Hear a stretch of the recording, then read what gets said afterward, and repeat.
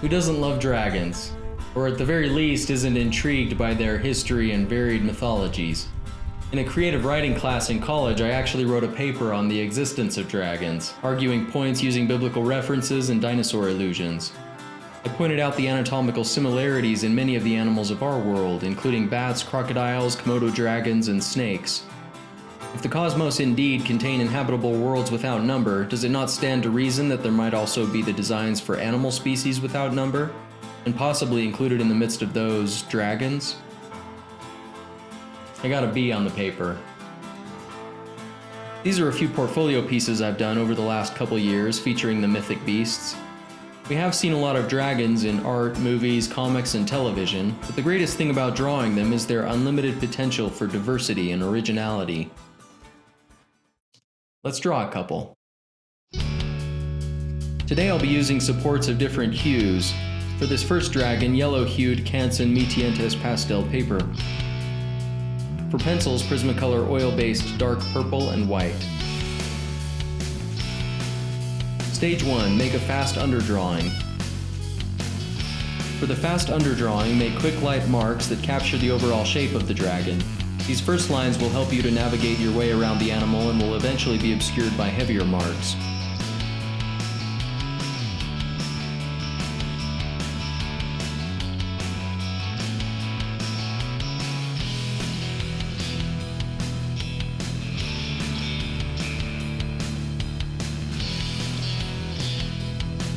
Stage 2, flesh out with light marks. A second layer of light marks in colored pencil can help to clarify the structure of the body, building on the underdrawing scaffolding and imparting energy. Highlights are simply left without any marks. When choosing your line weight, it's important to consider what kind of line you will employ to describe a particular subject. Explore a range of different line weights in your drawing.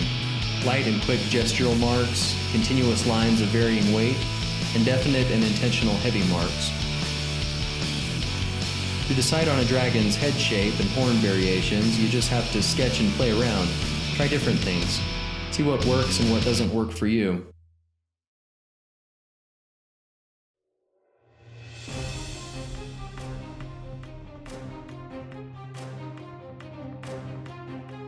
When you draw, it's important to vary your marks and the weight of your lines. Varying the pressure on your pencil will create a range of different weights of mark that can be employed for different purposes. Lightly drawn marks made at an earlier stage of drawing can be easily erased or worked over.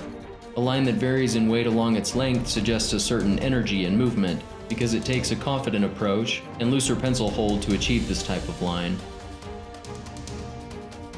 Use a heavy, dark line to root a drawing to the page.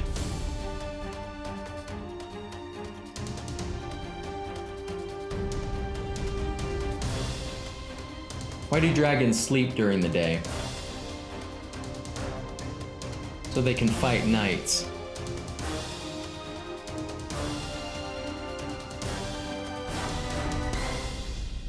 Stage 3. Use confident, varied lines. Once you are happy with the earlier lines, bring a more varied series of marks into the drawing, altering the pressure as you draw. This is easier said than done. As you practice, you'll soon develop what you could call a vocabulary of drawn marks that suit your intentions.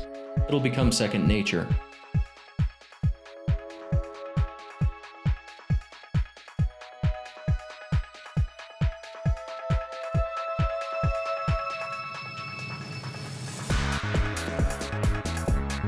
For the wings, I go for a sort of mixture in the anatomy of a human arm and that of a bat. I also try to make them large enough to look like they could actually lift the dragon's weight off the ground.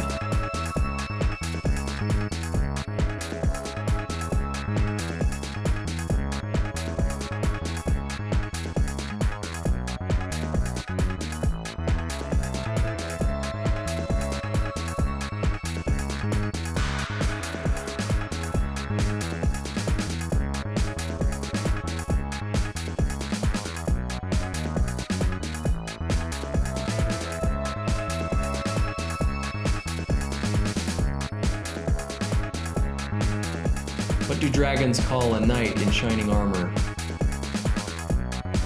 Canned goods.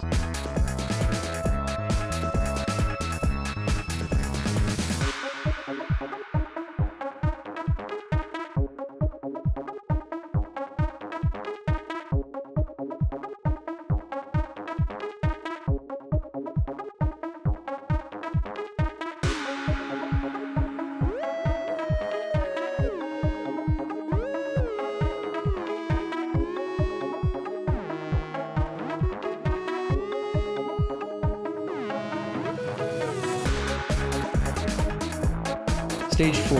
Add in simple tones. Using swift parallel lines, build up simple blocks of tone to sculpt the form of the figure and bring the highlighted shapes of the dragon forward in relation to the darker backdrop.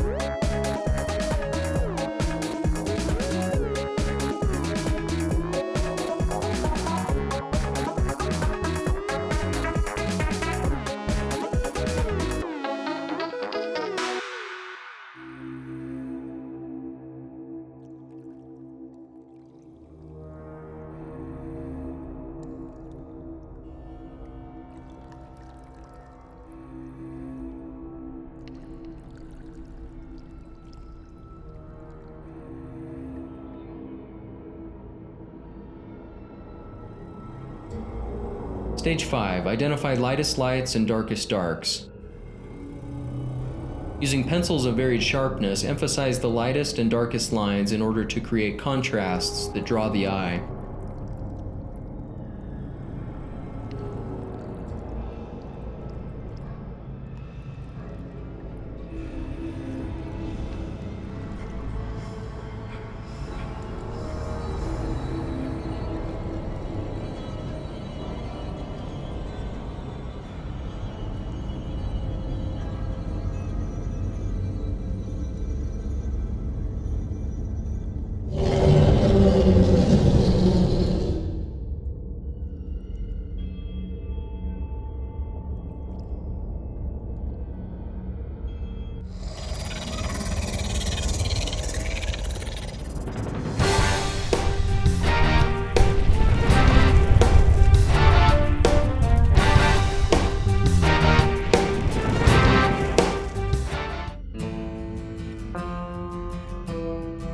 For our second modern-day dragon, we'll use an orange-hued pastel paper with black raspberry and cream-colored pencils.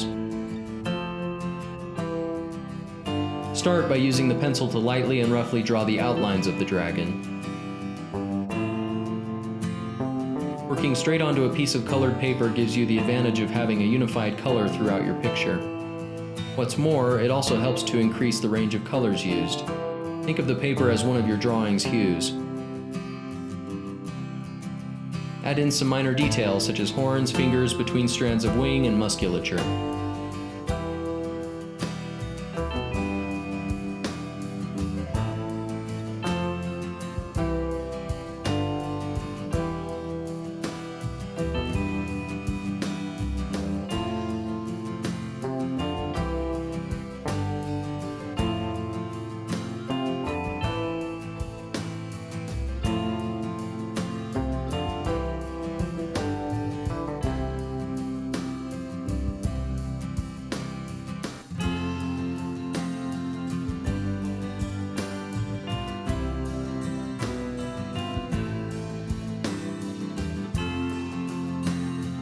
Start to build up tones and further details in the creature's anatomy. Pushing the tonal values further will start to create the dragon's form. Why is it so easy to work out the weight of a dragon? They come with scales.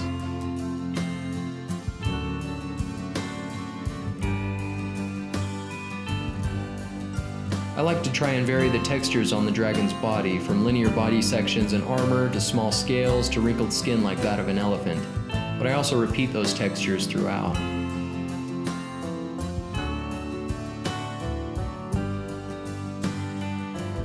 Start to separate the dark and lighter areas, considering your light source. Here it's coming from the left. Did you hear about the old chameleon that couldn't change color? He had a reptile dysfunction.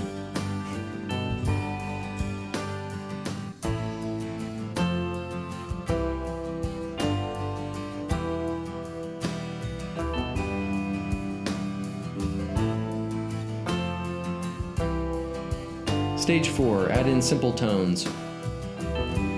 You create the illusion of form with lights juxtaposed with darks. This isolates the neutral hue of the paper as a midtone, giving coherence and extra value.